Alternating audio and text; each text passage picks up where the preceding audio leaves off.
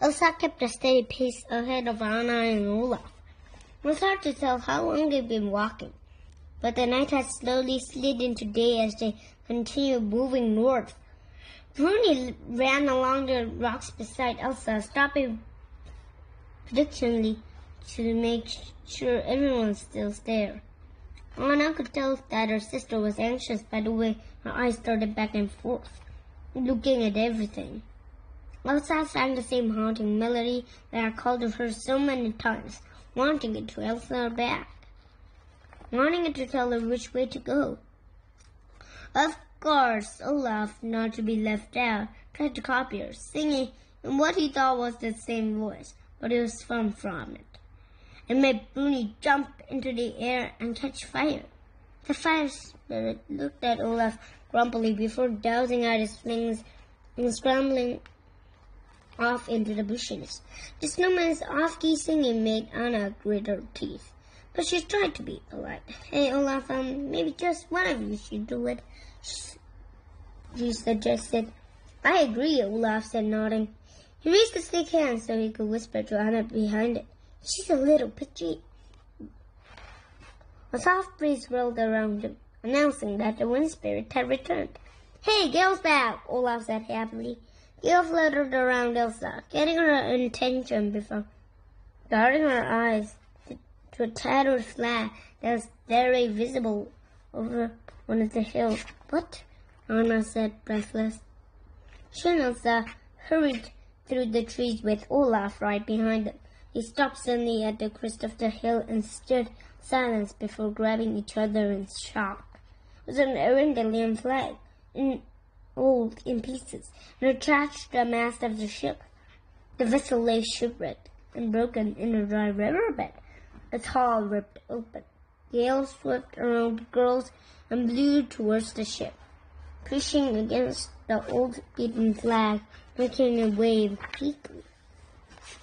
How could it be? Anna asked. Olaf studied the fragment vessel curiously, not noticing that the girls were upset. What is it? He asked.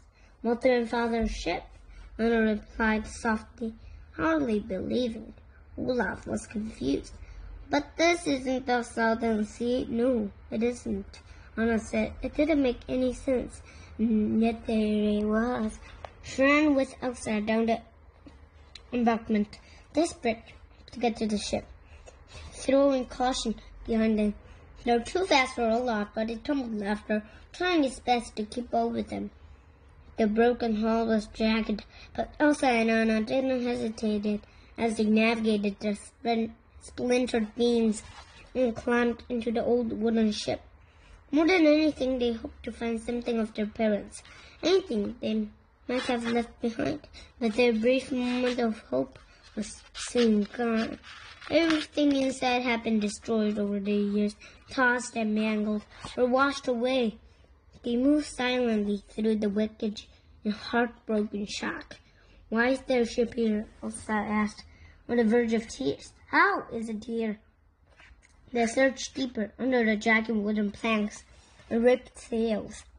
It must have been washed from the dark sea, Anna guessed, sorting through the mist, her fingers moving faster and faster.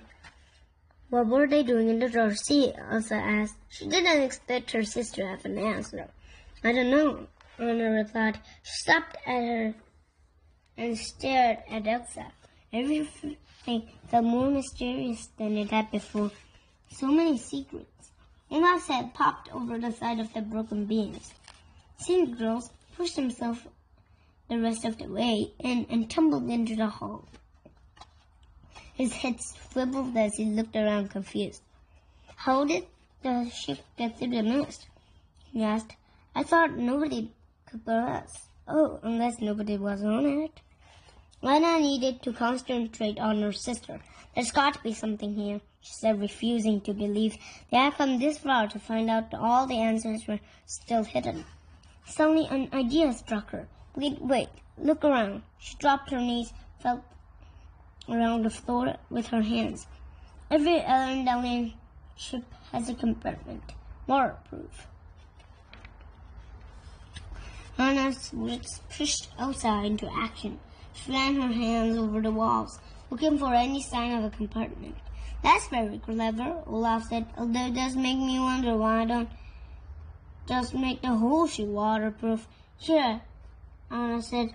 Her finger went to a small notch near the floor. It clinked, and a hatch opened. Olaf and Elsa went to her in anticipation as Anna reached inside, pulled out the round glass tube. She uncorked it and removed a roll of parchment covered in mysterious text.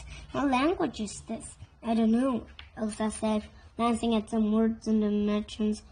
She pointed to them. But look, this is Mother's handwriting. Elsa read the words out loud. The end of the Ice Age, the river found the lost. Magic source. Elsa's source? Elsa took the parchment from her and read the mantle of herself. Anna opened another parchment. It's a map, she said. Anna unrolled it carefully and gently spread it out to the floor. Elsa joined her and they looked at it together. The map showed Arendelle, enchanted forest, the dark sea, and what lay beyond. A crude line marked the mist, with question marks along its northern border. Dotted lines marked the route up the fjord. They traveled to the north to the dark sea too. Anna stopped short when the dotted lines crossed the sea to a small island labeled against her mother's unique handwriting. Elsa recognized the word Otto-Holland. It's real? Anna asked. I do what? Olaf asked. Otto-Holland, Elsa corrected him. It's magical rivers that hold the answers about the past. Olaf felt proud that he had been right. Reinforcing my water as memory theory? Water as memory, Elsa whispered. She closed her eyes and pressed her hands on the floor. She used her power to pull moisture from old wooden beams, the air, and the floorboards. Elsa, Anna said, what are you doing? I want to know what happened to them. Elsa said, a lacy, life-size ice sculpture formed in front of them. A perfect replica of their parents, dancing together, looking lovingly at each other. The sisters moved around it, taking every detail. Gales swept past them again and around the sculpture. It thrilled as echoes of distant voices filled the ship. Otto-Holland has to be the source of our magic, said the distorted voice of her girl's mother in a memory from long before. If you know why Elsa has powers, we can help her, their father said. Elsa had an idea. She moved the ship and placed her hands on a wall. Another sculpture formed, replica of her parents sitting at a table, looking over a map. Do you think the past can save Elsa's future? Her father asked. No, her mother replied, but I think understanding which is a part of can. Elsa backed away from the sculpture, realizing that all of this was about her. Gale swept through the ship. Elsa followed into the helm, understanding what was supposed to do. She put her hands on either side of the doorframe and closed her eyes. The sculpture began to form in front of her from the ground up. It was a wave. It looked so scared, Elsa said as Gale spun around the sculpture. The waves are too high, Queen Aduna said. We keep going. For Elsa, King Agnar sighed as the wave crashed onto the deck. Aduna, Agnar, she shouted back. I love you, he cried. I love you, she answered. Elsa's parents held each other as another wave overtook them. Elsa couldn't watch anymore and bolted from the ship. Elsa, Anna called as she ran after her sister.